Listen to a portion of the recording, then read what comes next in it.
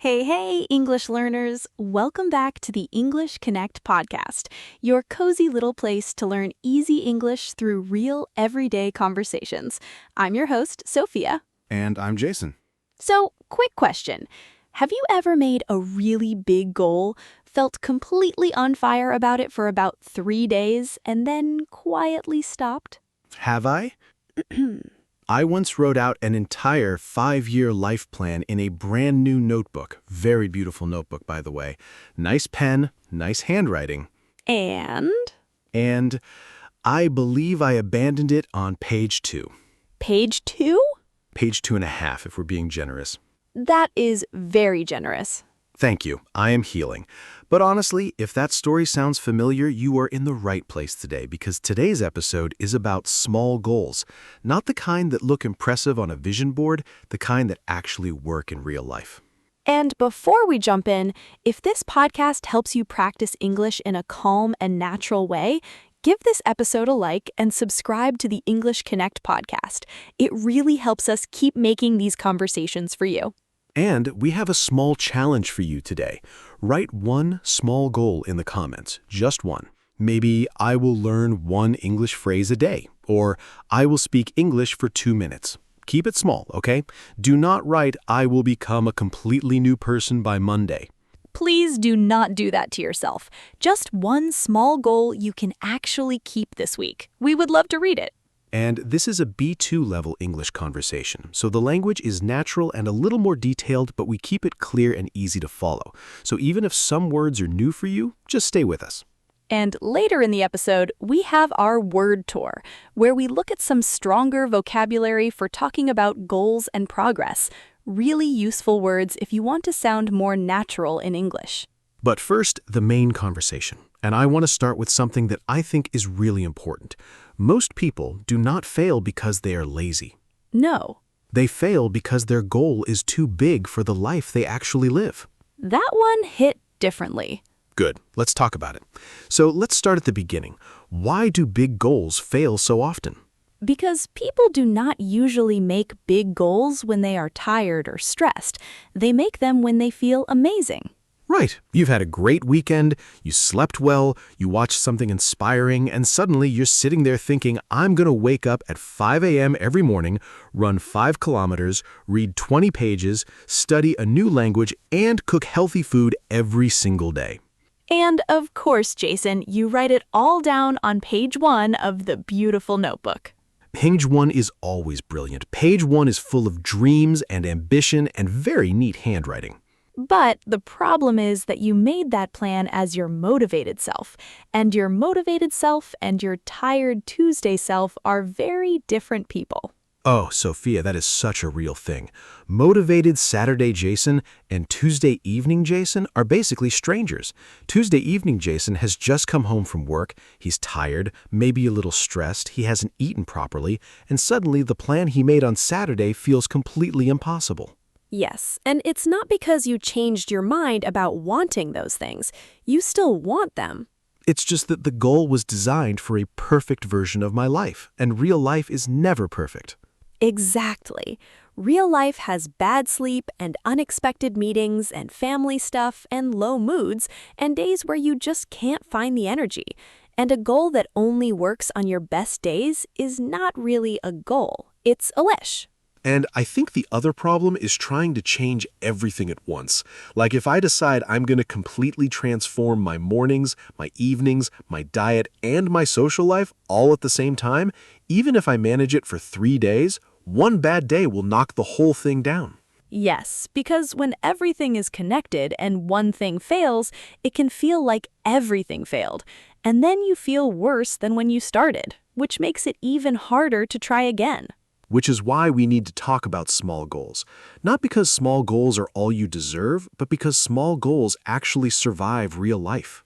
That's the part I like, Jason. Small goals are not small because your dream is small. They're small because your real life has to carry them. Beautifully said, Sophia. And that takes us to the next point. So when we say small goals, what are we actually talking about? Because I think a lot of people hear small goal and feel a little bit embarrassed. Like, oh, is this all I'm capable of? And that's such an important point. There's this idea that if your goal is not dramatic and impressive, it doesn't count, but that's completely wrong. I used to think that way. Like, I'm going to read 1 page before bed sounds almost too small to be worth saying out loud. I get it, Jason. But here's the thing. A small goal is not a weak goal. A small goal is a manageable goal. Manageable. So small enough that you can actually handle it. Yes, small enough to fit into real life, even when the day is messy. A manageable goal doesn't ask you to be perfect. It asks you to show up, even when things aren't ideal. And that's actually very hard to do consistently. So, manageable doesn't mean easy. It means realistic. Exactly. And there's a big difference. Reading 1 page before bed every night for a month is harder than it sounds, because you have to do it on the tired nights too. On the nights when you'd rather scroll your phone or just sleep. Which is most nights, honestly. Sophia. I said what I said. Fair. And the other thing about small goals is that they are sustainable. You can keep doing them. They do not burn you out after 1 week. Sustainable, so they last longer. Yes, they survive. A big dramatic effort might produce results for a few days, but if it exhausts you or it takes more willpower than you actually have, it disappears. A small goal that you repeat every day for 6 months will beat a big goal that you gave up after a week every single time. So the size of the goal matters less than whether you actually keep doing it. Much less.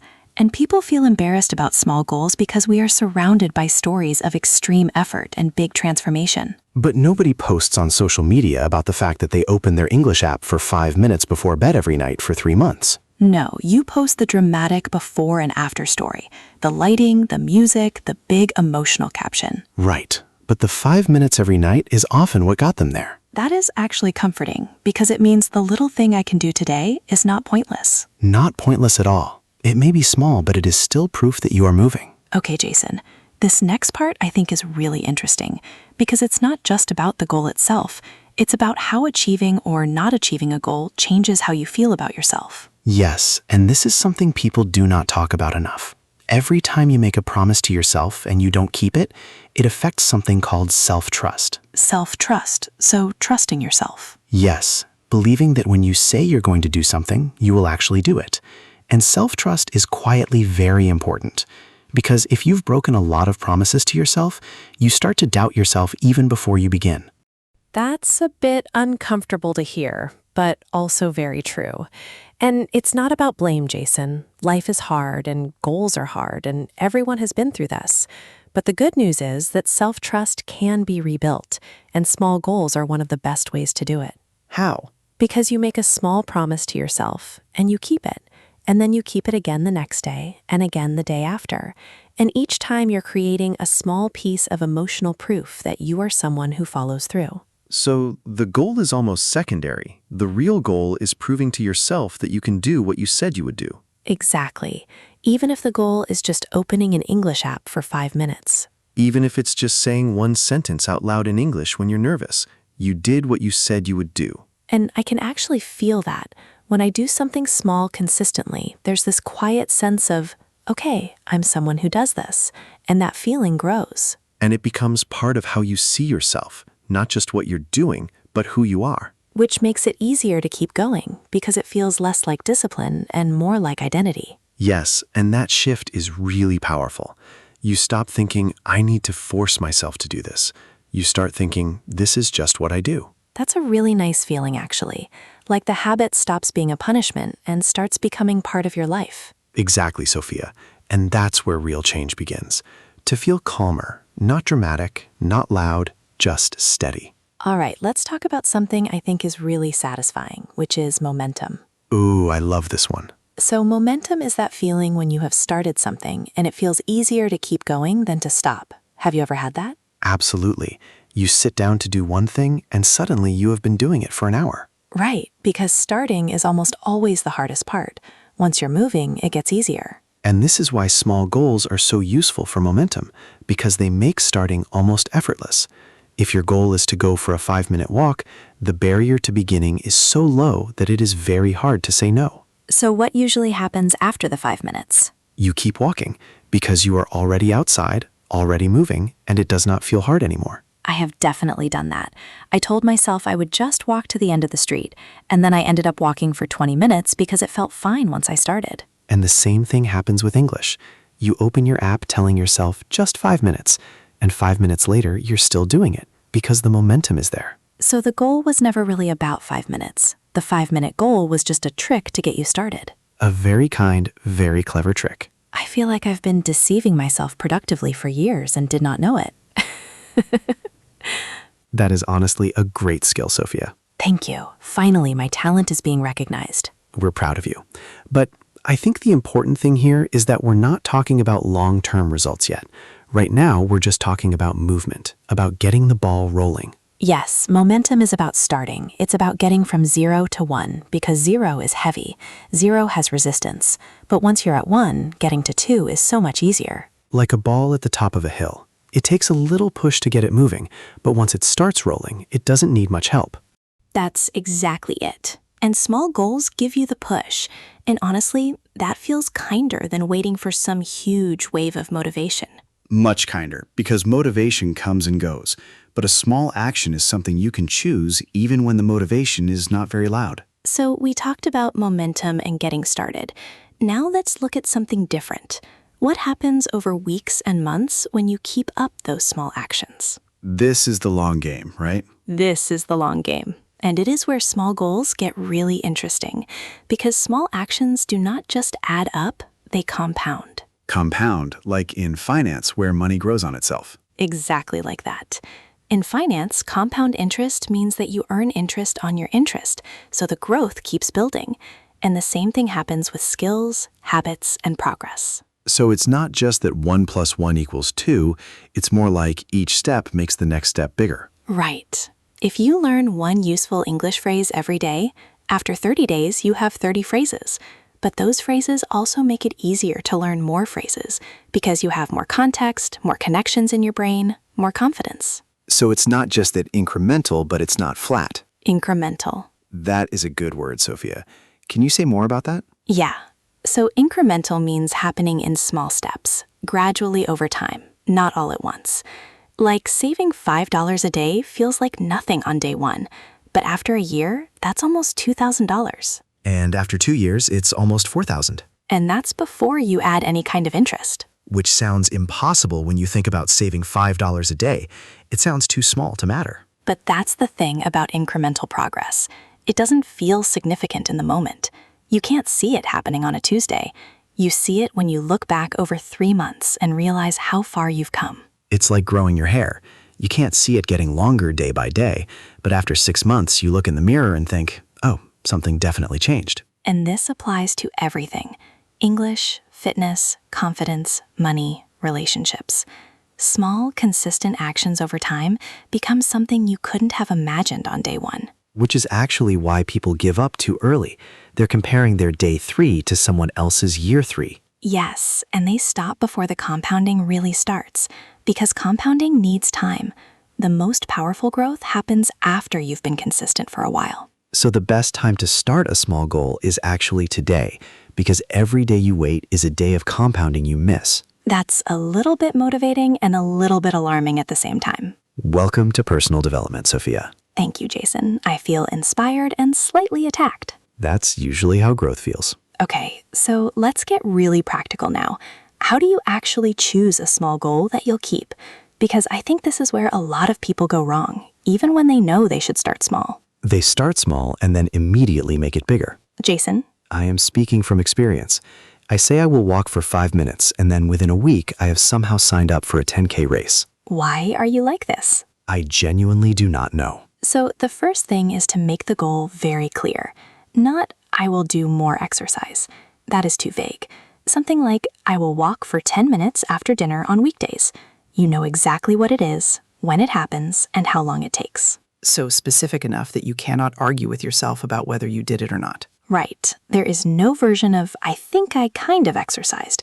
You either walked for 10 minutes or you did not. And then the goal should be small enough to do on a bad day, not on your best day.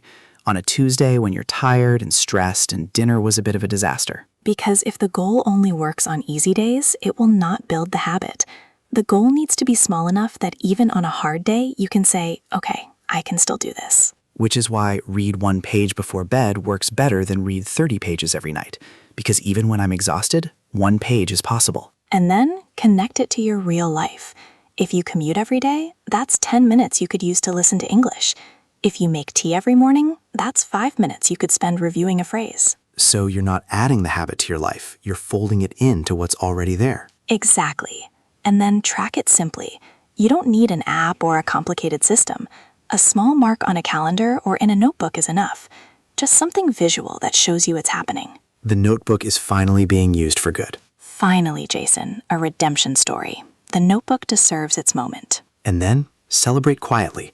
You don't need fireworks, just a moment of noticing, hey, I did that. I said I would, and I did. That's enough. And the most important one, I think, do not restart from zero after missing one day. Missing one day is not failure. Missing one day is just a day. The goal is still there, the habit is still mostly built. You just pick it up again the next day, quietly and without drama.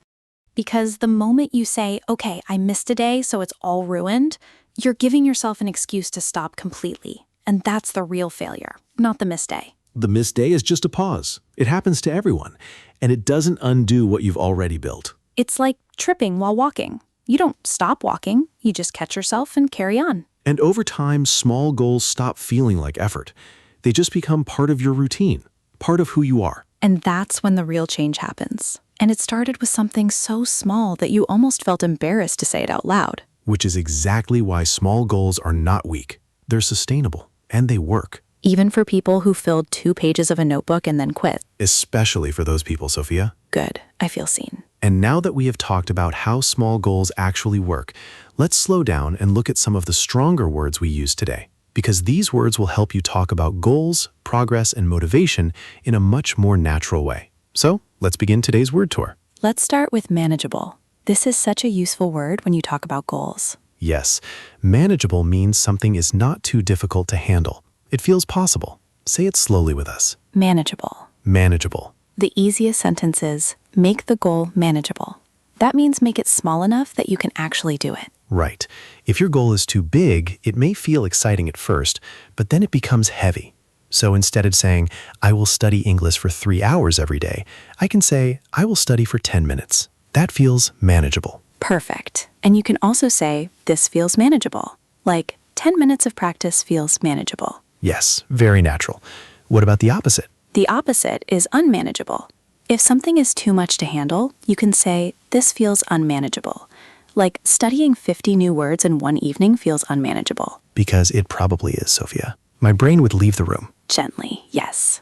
Let's make it a mini conversation. Are you still trying to study for 2 hours every night? No, I changed it to 15 minutes. It feels more manageable now. Good. That sounds realistic. So instead of saying this goal is easier, say this goal is more manageable. And instead of saying this is too hard to handle, say this feels unmanageable. Our next word is sustainable. This word is perfect for small goals because a good goal should not just work for one day. It should work for real life. Sustainable means something can continue for a long time. Say it slowly with us. Sustainable. Sustainable. A natural sentence is, small goals are more sustainable. So sustainable means I can keep doing it without burning out. Exactly. A huge goal may look impressive, but if you quit after 5 days, it is not sustainable. Like waking up at 5, running, journaling, cooking, learning Spanish, learning English, and becoming a new person before breakfast. Jason, that sounds exhausting before it even starts. It was exhausting in my imagination. A sustainable goal fits your energy, your time, and your real life. So I can say 10 minutes of English practice every day is sustainable. Yes, very natural. Can I say this routine is sustainable? Yes, that means you can keep doing the routine for a long time.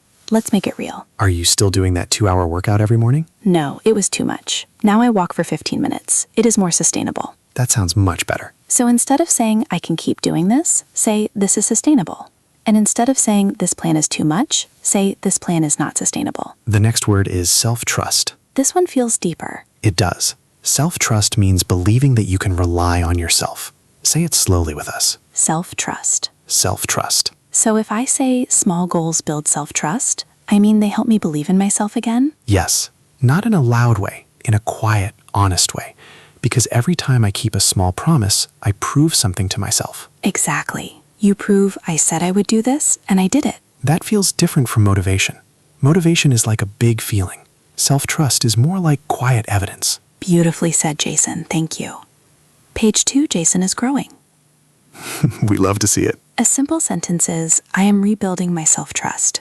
That sounds natural after someone has quit many goals before. Yes, you can also say keeping small promises builds self-trust. And if someone asks, why are small goals important? I can say, they help me rebuild my self-trust. Perfect. Mini conversation? Why did you choose such a small goal? Because I want to rebuild my self-trust. I want to prove to myself that I can keep going. That is honest and powerful. So instead of saying, I want to believe in myself again, say, I want to rebuild my self-trust.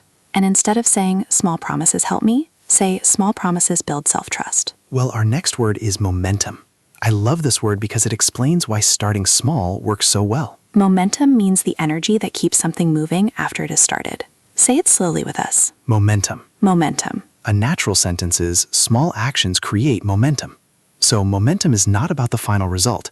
It is about getting started and keeping movement going. Yes. Imagine a ball. At first, you need to push it, but once it starts rolling, it becomes easier. Like when I say, I will clean for 5 minutes, and then somehow I clean half the room. Somehow. Accidentally productive, Sophia. That is the best kind.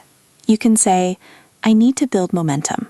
That means you need to start with something small so movement begins. You can also say, once I started, I gained momentum. Very natural. For example, I opened my English app for 5 minutes, and then I gained momentum and studied for 20. Can I say, the momentum is gone? Yes. If you stop for a long time, you can say, I lost momentum. Like, I missed a few weeks and lost momentum. Exactly. Let's make it real. I did not feel like studying, so I started with one short exercise. And then? Then I gained momentum and kept going. Perfect. So instead of saying I started and continued, say I gained momentum. And instead of saying I stopped and lost my rhythm, say I lost momentum. Our next word is compound. This is the word for small actions becoming bigger over time. Compound means to grow because small things keep building on each other. Say it slowly with us. Compound. Compound. So if small habits compound, they become more powerful over time? Yes, one small action may not look impressive today, but when you repeat it, the results build. Like learning one English phrase a day. One phrase feels tiny, but after 1 year, that is a lot of useful English. Exactly. And the phrases also connect. They help you understand more, speak more, and feel more confident. So the growth is not just adding, it is building. Yes, that is the idea of compound growth. A natural sentence is, small habits compound over time. You can also say small efforts compound, or confidence compounds when you practice regularly. That means every little practice session makes the next one easier. Exactly. Let's make it a mini conversation. Do you really think 5 minutes of English can help? Yes, 5 minutes looks small, but small efforts compound over time. That sounds mature and natural. So instead of saying small things become big later, say small actions compound over time. And instead of saying my confidence slowly grew, say my confidence compounded through daily practice. And our final word is incremental. This is a very useful B2 word for progress. Incremental means happening slowly, step by step, in small amounts. Say it slowly with us. Incremental. Incremental. A natural phrase is incremental progress. That means progress that happens little by little? Yes, not dramatic, not overnight, just small improvement that slowly builds. So English fluency is usually incremental. Yes, very natural. You do not wake up one morning suddenly fluent. You improve through small repeated practice. That is comforting and slightly annoying. Why annoying? Because I would like the sudden fluency option, please. Same, Sophia, same. You can say the changes were incremental. That means the changes happen slowly, not all at once. You can also say, I am making incremental progress. Perfect. That is useful when progress is real, but slow. What about incrementally? Yes, incrementally is the adverb. You can say, I improved incrementally. So slowly, step by step. Exactly. Mini conversation? Do you feel your English is improving? Yes, but incrementally. I notice small changes every week. That sounds very honest and encouraging. So instead of saying, I am improving slowly, say, I am making incremental progress. And instead of saying, the change happened step by step, say, the change happened incrementally. So today's 6 words are manageable, sustainable, self-trust, momentum, compound, and incremental. Beautiful. These words are perfect for talking about goals, habits, progress, and real change. And honestly, they all remind us of the same thing. You don't have to change your whole life in one day. You just need one small promise you can keep. And that brings us to the end of today's episode. Remember, small goals are not weak. They are often the goals that actually survive real life. So this week, choose one small goal you can keep. Maybe one phrase, 5 minutes of listening, or one sentence spoken out loud. Tell us in the comments, what is one small goal you want to try this week? If this episode helped you, please like, subscribe, and tell us if this upgraded word tour was useful. Take care of your English. And take care of your heart. This is Sophia. And this is Jason. And you have been listening to the English Connect podcast. Bye.